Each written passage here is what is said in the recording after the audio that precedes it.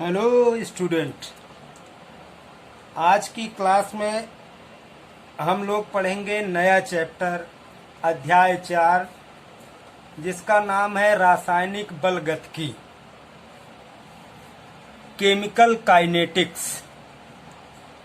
तो बच्चों, सबसे पहले हम लोग इस अध्याय के लिए यह जानेंगे कि वर्ष 2020-21 के लिए 30% विषय वस्तु या सिलेबस को काटने पर हमें इस चैप्टर से क्या क्या पढ़ना है। अर्थात हम लोग विषय वस्तु या सिलेबस के बारे में सबसे पहले जो है जानकारी प्रारंभ करेंगे। तो बच्चों, सबसे पहले आप जानिए कि सिलेबस में या इस चैप्टर के अंतर्गत जो सिलेबस है उसमें हमें क्या क्या पढ़ना है। तो सबसे पहले आपको पढ़ना है किसी भी अभिक्रिया का वेग, यानी कि कोई रिएक्शन जो है वह चल रहा है तो उसका वेग या रेट क्या है, उसका वेग या रेट क्या है। और यहाँ पे हमें दो रेट के बारे में या वेग के बारे में पढ़ना है, एक जो है औसत वेग और दूसरा जो है वह आपका तात्क्षणिक वेग। और साथ साथ आपको पढ़ना है कि अभिक्रिया वेग को प्रभावित करने वाले कारक, तो ऐसे फैक्टर के बारे में हमको पढ़ना है जो अभिक्रिया के रेट को प्रभावित करने की क्रिया करते हैं। जैसे आपका कंसंट्रेशन या सांद्रता है, ताप है, उत्प्रेरक है। उसके पश्चात जो है आपका है अभिक्रिया की कोटि और आणविकता। और आपका क्या टॉपिक है इस चैप्टर से? अभिक्रिया की कोटि और आणविकता। और टॉपिक है आपका वेग नियम और विशिष्ट दर स्थिरांक। वेग नियम और विशिष्ट दर स्थिरांक। उसके पश्चात आपका अगला टॉपिक है समाकलित वेग समीकरण। समाकलित वेग समीकरण यानी वेग समीकरण का समाकलन करना है मैथमेटिक्स रूल से। और साथ साथ अर्ध आयु या हाफ लाइफ आपको पढ़ना है, जिसमें से केवल शून्य कोट की अभिक्रिया एवं प्रथम कोट की अभिक्रिया के लिए आपको पढ़ना है। तो इतना आपको इस वर्ष 2020-21 के लिए कोविड-19 के कारण पढ़ाई में हुए विभिन्न प्रकार के व्यवधानों के कारण जो है वह आपके जो है सरकार के द्वारा जो है सिलेबस को या आपके विषय वस्तु को आपके समय अनुसार या आवश्यकता अनुसार जो है वह कम कर दिया गया है। तो इसी जितना आपको सिलेबस बताया जा रहा है, इसी सिलेबस से ही आपके प्रश्न जो हैं वह परीक्षा में आएंगे। तो चलिए हम यहाँ से फिर आपका चैप्टर जो है या अध्याय जो है वह प्रारंभ करते हैं। तो सबसे पहली चीज की आपका क्या है कि जैसा कि चैप्टर का नाम है रासायनिक बलगतिकी, केमिकल काइनेटिक्स, तो सबसे पहले हमें ये जानना है कि केमिकल काइनेटिक्स या रासायनिक बलगतिकी क्या है। तो रासायनिक बलगतिकी को समझने से पहले सबसे पहले आप समझिए कि अभिक्रिया क्या होती है। तो अभिक्रिया बच्चों एक प्रकार से आपका क्या है कि समयांतराल पर या समय समय पर इस प्रकृति में अनेक प्रकार की घटनाएं स्वतः ही घटित हो रही हैं। तो इन घटनाओं के परिणाम स्वरूप आपको प्रकृति में अनेक चीजें परिवर्तित होती हुई दिखाई देती हैं, जिसमें से बहुत सारी अभिक्रियाएं जो हैं वह इतनी तेजी से घटित होती हैं कि जिनके बारे में हम अध्ययन नहीं कर सकते हैं, या कुछ बहुत ही धीमी गति से होती हैं, या कुछ जो है वह न तो बहुत तीव्र गति से होती हैं न तो बहुत मंद गति से होती हैं। तो इस प्रकार से अभिक्रियाएं जो हैं प्रकृति में जो भी घटित हो रही हैं, उन अभिक्रियाओं में 3 टाइप के या 3 प्रकार के वेग या रेट जो हैं देखने को मिलते हैं। तो सबसे पहला आपको वेग मिलता है जिसको हम कह सकते हैं कि अति तीव्र अभिक्रिया, very fast reaction. Very fast reaction में क्या होता है कि ऐसी अभिक्रियाएं इतनी तेजी से घटित हो जाती हैं कि इन घटनाओं के घटित होने के समय के साथ परिवर्तन की गणना हम कभी भी नहीं कर सकते हैं। जैसे गुब्बारा तेजी के साथ फट जाता है तो हम उसके फटने की स्पीड की गणना कभी भी नहीं कर सकते हैं, केवल वह उसके हम क्षणिक एहसास को ही जो है संभव कर पाते हैं। इसी प्रकार से प्रकृति में बहुत सी घटनाएं ऐसी हैं जो बहुत ही मंद गति से चलती हैं, जिनको हम कह सकते हैं वेरी स्लो रिएक्शन, अति मंद अभिक्रिया।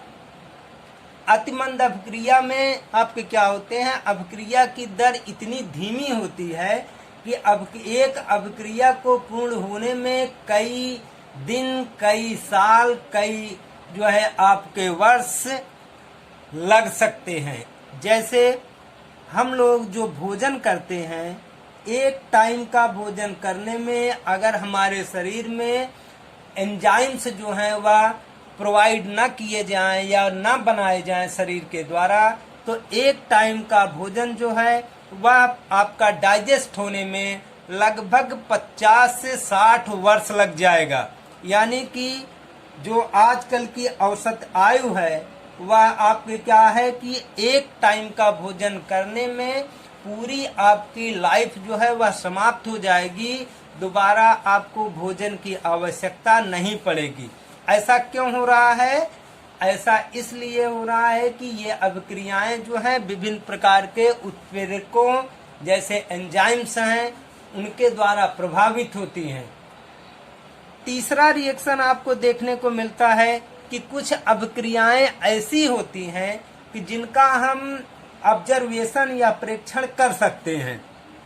अर्थात अगर हम जो है कुछ अभिक्रियाएं जो कि न तो बहुत तीव्र गति से न तो बहुत मंद गति से, दोनों ही गति से नहीं होती हैं, तो इन अभिक्रियाओं को हम जो है प्रयोगशाला में या अपने घर या आसपास के माहौल में इन घटनाओं को घटित होते हुए देख सकते हैं। जैसे अपर्दन की क्रिया आप देखते हैं, तो अपर्दन की क्रिया में आपने देखा होगा कि कोई भी स्थान जो है वहाँ की मिट्टी या दीवारें जो है धीरे धीरे उनमें बहुत सारे आपको परिवर्तन जो है वह दिखाई पड़ते हैं। और कुछ घटनाएं ऐसी होती हैं जिनका वेग जो है हम प्रयोगशाला में आसानी से ज्ञात कर सकते हैं।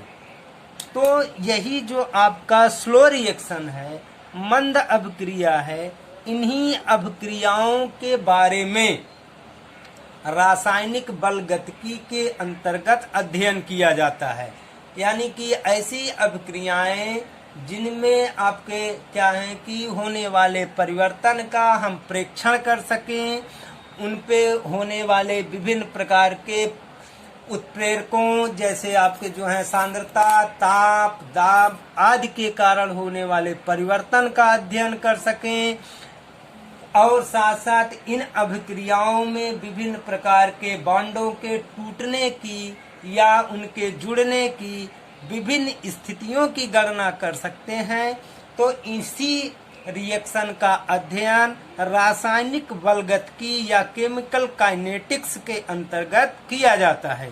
जैसे यहाँ पे आपको परिभाषा में लिखाया गया कि रसायन विज्ञान की वह शाखा जिसके अंतर्गत रासायनिक अभिक्रियाओं के वेग या दर, अभिक्रिया के वेग पर विभिन्न कारकों के प्रभाव और अभिक्रिया की क्रियाविधि का अध्ययन किया जाता है, रासायनिक बलगतिकी कहलाता है।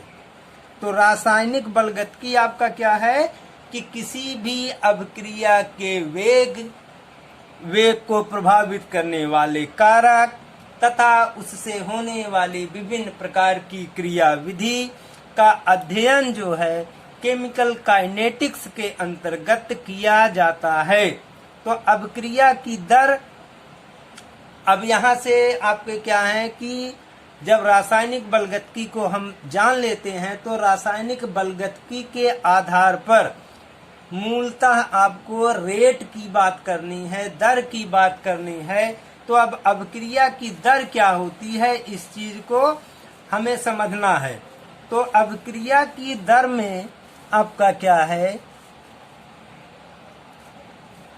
अब अभिक्रिया की दर क्या है आपका, अभिक्रिया की दर या वेग, रेट और वेलोसिटी ऑफ रिएक्शन, इसकी परिभाषा है इकाई समय में किसी भी अभिकारक या उत्पाद की सांद्रता में होने वाले परिवर्तन को रासायनिक अभिक्रिया की दर या वेग कहते हैं। कहने का मतलब कि आपके जो है किसी भी इकाई समय में या किसी दिए गए आपके जो है मैक्सिमम या मिनिमम समय में किसी आपके रिएक्टेंट या किसी प्रोडक्ट का जो कंसंट्रेशन कम या अधिक होता है, इसी परिवर्तन की दर को हम अभिक्रिया की दर या वेग कहते हैं। जैसे मान लो कि कोई अभिक्रिया जो है वह 10 मिनट में पूर्ण हो जाती है, तो प्रारंभ की स्थिति में लिया गया आपका रिएक्टेंट जो है वह दूसरी स्थिति में या फाइनल प्रोडक्ट बनने में उसकी सांद्रता में बहुत सारे आपके क्या होते हैं, वेरिएशन या परिवर्तन जो है स्पष्ट रूप से दिखाई पड़ते हैं। तो अब ये जो वेरिएशन या परिवर्तन होता है वह एक निश्चित समयांतराल पे होता है। तो इसी निश्चित समयांतराल के साथ जो सांद्रता में परिवर्तन हो रहा है उसी को हम अभिक्रिया की दर या वेग के नाम से जानते हैं। अब इसको जो है एक फार्मूले के रूप में चेंज किया जा सकता है कि रेट या अभिक्रिया की दर, रेट और वेलोसिटी इक्वल टू सांद्रता में, सांद्रता का मतलब अभिकारक या उत्पाद, रिएक्टेंट या प्रोडक्ट की सांद्रता में होने वाला परिवर्तन अपान परिवर्तन में लगा समय, यानी कि चाहे वह रिएक्टेंट से प्रोडक्ट बने या प्रोडक्ट से रिएक्टेंट बने, उनमें जो आपकी सांद्रता में परिवर्तन हो रहा है साथ साथ उतने परिवर्तन में कितना समय लगा है, इसी को हम इस प्रकार से कैलकुलेट कर सकते हैं कि R equal to delta C upon delta T. Delta C का मतलब कि पहले आपका सांद्रता जो है C सांद्रता कंसंट्रेशन, सांद्रता पहले C1 थी, चेंज होकर के वह C2 हो गई, तो C2 माइनस C1 आपका क्या हो जाएगा, डेल्टा C। इसी प्रकार से पहले समय जो था वह T1, बाद में समय T2, तो T2 minus T1 equal to यही आपका क्या है, डेल्टा T।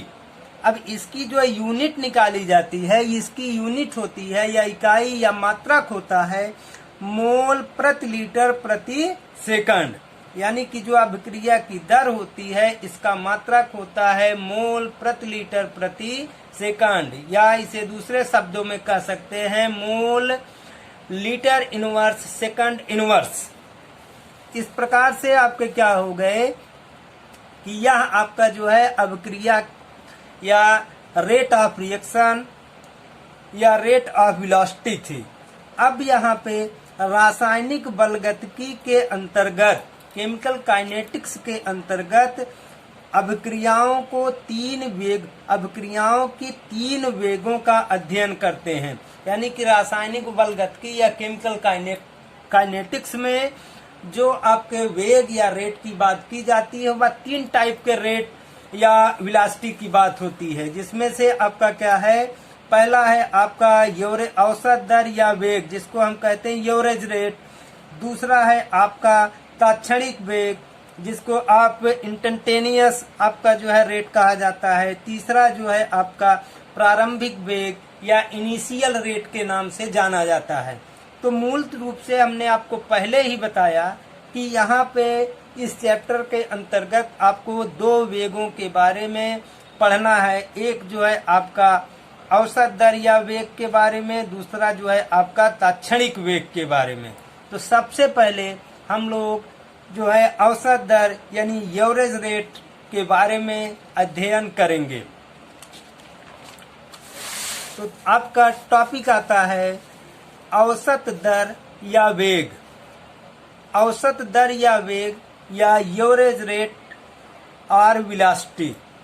एवरेज रेट और वेलोसिटी, यहाँ पे आर लिख लीजिएगा, OR, एवरेज रेट और वेलोसिटी। अब औसत दर क्या होती है कि किसी निश्चित समयांतराल डेल्टा टी में अभिकारक या उत्पाद की सांद्रता में हुए परिवर्तन डेल्टा सी की दर को अभिक्रिया का औसत वेग या दर कहते हैं। फिर से आप समझिए कि औसत दर या एवरेज रेट या वेलोसिटी क्या है कि एक निश्चित समय अंतराल में, जैसे हमने कह दिया कि 10वें मिनट से 11वें मिनट के बीच, 10वें मिनट से 11वें मिनट के बीच, या शून्य प्रारंभिक समय यानी कि शून्य समय से 3 मिनट तक या 3 मिनट में अभिक्रिया के दर में क्या परिवर्तन हुआ, यानी कि उसके जो रिएक्टेंट था वह कितने प्रोडक्ट के रूप में, कितनी क्वांटिटी में चेंज हुआ, तो इसका जो आपका जो है औसत होता है, इसी को हम अभिक्रिया का औसत वेग या दर कहते हैं। यहाँ पे आपको 100% पूरी अभिक्रिया के बारे में जानकारी नहीं लेनी है। यहाँ पर आपको जानकारी केवल लेनी है एक निश्चित टाइम में दिए गए 5 मिनट, 10 मिनट, 2 मिनट या 10 मिनट से 13 मिनट के बीच, 15वें मिनट से 30वें मिनट के बीच में अभिक्रिया के रिएक्टेंट से प्रोडक्ट के बनने में या प्रोडक्ट से रिएक्टेंट के बनने में जो सांद्रता परिवर्तन होता है, इसी की दर को हम क्या कहते हैं, एवरेज रेट या वेलोसिटी कहते हैं। तो इसका फार्मूला आपका average rate small R A V, R का मतलब आपका रेट, ए वी का मतलब average. Average rate of reaction equal to plus minus क्यों? क्योंकि रिएक्टेंट से जब प्रोडक्ट बनेगा तो रिएक्टेंट जो है वह घटेगा और प्रोडक्ट जो है वह बढ़ेगा, तो रिएक्टेंट माइनस हो सकता है, प्रोडक्ट प्लस हो सकता है। अब हम किसके औसत दर की बात करते हैं, ये हमारे जो है वह डिटरमाइन या निर्धारण के ऊपर डिपेंड करता है कि हम प्रोडक्ट के जो है औसत दर की बात कर रहे हैं कि रिएक्टेंट के औसत दर की बात कर रहे हैं। तो इस प्रकार से delta C plus minus delta C upon delta T equal to आपका प्लस माइनस। अब डेल्टा सी के बारे में हमने बताया कि प्रारंभिक और अंतिम दोनों का डिफरेंस सांद्रता का, तो C2 माइनस C1। इसी प्रकार से अंतिम और प्रारंभिक समय का डिफरेंस T2 माइनस T1 क्या हो जाएगा, डेल्टा T। इसी को हम क्या कहते हैं, अभिक्रिया का औसत दर, एवरेज रेट या अभिक्रिया का वेग कहते हैं। अब इसका हमको क्या करना है, व्यंजक ज्ञात करना है, फाइंडिंग एक्सप्रेशन कैसे हम निकालेंगे। तो अब देखो, व्यंजक औसत जो आपका जो है वेग की गणना करनी होती है, वह अभिक्रिया के टाइप पे निर्भर करती है। अभिक्रिया जो है वह 2 टाइप की चलती है, एक जिसमें आपके क्या होते हैं, रिएक्टेंट और प्रोडक्ट के आपके जो है स्टाइकियोमेट्री या रस समीकरण मिति, या दूसरे शब्दों में यौगिक के पहले लिखे गए अंक में आपको परिवर्तन जो है स्पष्ट रूप से दिखाई पड़ते हैं, तो वह जो है आपका रस समीकरण मिति गुणांक कहलाता है। तो जिन अभिक्रियाओं में आपके क्या होते हैं कि ये रस समीकरण मिति गुणांक या स्टाइकियोमेट्री जो है वह सेम हो सकता है, यह दोनों रिएक्टेंट और प्रोडक्ट के अलग अलग हो सकते हैं। तो यहाँ पे दोनों के लिए हमको क्या करना है कि एक्सप्रेशन करना है या व्यंजक ज्ञात करना है। तो सबसे पहले हम ऐसी अभिक्रियाओं के व्यंजक ज्ञात करेंगे जिनमें रस समीकरण मिति जो है वह आपका कैसा हो, समान हो। जैसे मान लो कि एक आपका R जो है प्रोडक्ट आपका रिएक्टेंट है, या चेंज हो रहा है प्रोडक्ट में, रिएक्टेंट चेंज हो रहा है किसमें, प्रोडक्ट में। यदि 1 मोल R से 1 मोल P बनता है, यानी कि अब देखो यहाँ पे रिएक्टेंट कितना है, 1 मोल है, और 1 मोल ही आपका क्या हो रहा है, प्रोडक्ट बन रहा है। तो रिएक्टेंट से प्रोडक्ट बनने में मोल में स्टोइकियोमेट्री में कोई चेंजिंग नहीं आ रही है, स्टोइकियोमेट्री में कोई चेंजिंग नहीं आ रही, यह 1 मोल ही है। लेकिन यदि T1 और T2 समयांतराल, यदि समय क्या हो कि T1 और T2 हो, यानी कि T1 पर रिएक्टेंट जो है वह R1 हो, और या आपके रिएक्टेंट की सांद्रता R1 हो, और साथ साथ आपका जो है उसमें प्रोडक्ट जो है उसकी सांद्रता P1 हो। इसी प्रकार से T2 समय पर यदि रिएक्टेंट की सांद्रता R2 हो और प्रोडक्ट की सांद्रता P2 हो, तो समय अंतराल कितना हो, डेल्टा T इक्वल टू आपका T2 माइनस T1 हो।